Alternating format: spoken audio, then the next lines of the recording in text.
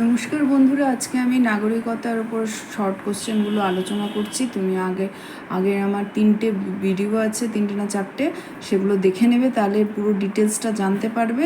এরপর এই কোশ্চেন অ্যান্সারগুলো দেখবে।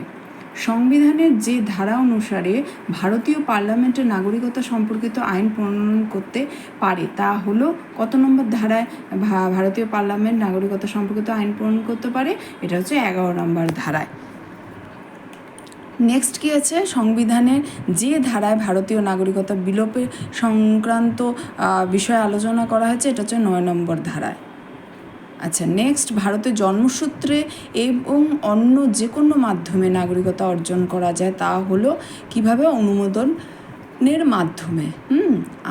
শর্ত পূরণের মাধ্যমে না, অনুমোদনের মাধ্যমে।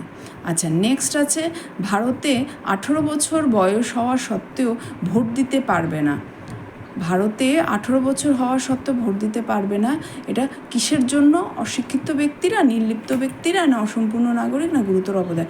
দেখো, 18 বছর হলেই কি করতে পারে? মানুষ কিন্তু ভোটাধিকার পেয়ে যায়। কিন্তু এক্ষেত্রে গুরুতর অপরাধে দণ্ডিত ব্যক্তি যদি ছোটোবেলায় কোনো গুরুতর অপরাধ, অনেক বাচ্চারা পরিবেশের কারণে, সমাজের কারণে অনেক সময় হঠাৎ করে এই দুর্ঘটনাবশত কিংবা কোনো কারণবশত যদি কেউ এই গুরুতর অপরাধ করে থাকে, সেই দণ্ডিত ব্যক্তি কিন্তু 18 বছর হলেও কোনো দিতে পারবে না। এবং বিদেশিরা, এখানে যদি অপশন থাকতো বিদেশি, তাও কিন্তু দিতে পারতো না। হ্যাঁ, তারপরে নেক্সট কী আছে?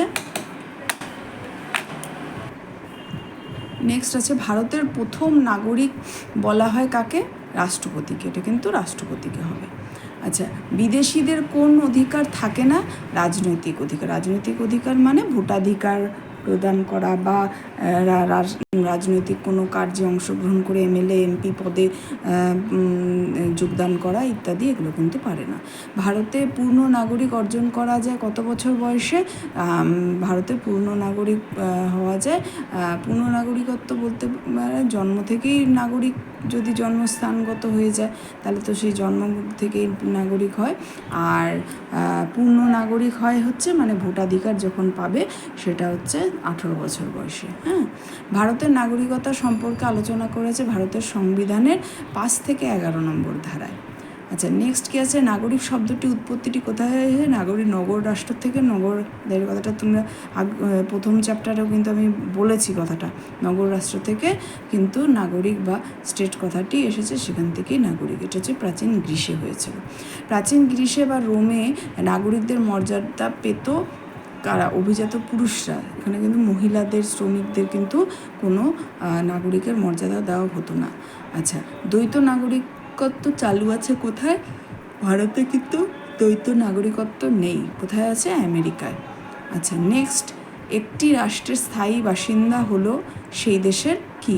নাগরিক। আচ্ছা, নাগরিকদের পক্ষে ভোটদান বাধ্যতামূলক কোন দেশে? নাগরিকদের পক্ষে ভোটদান বাধ্যতামূলক হচ্ছে ফ্রান্সে। নাগরিকদের পক্ষে, কথাটা বুঝে নাও, নাগরিকদের পক্ষে ভোটদান, কিন্তু এটা কোনো রাজনৈতিক দলের পক্ষে ভোটদান না।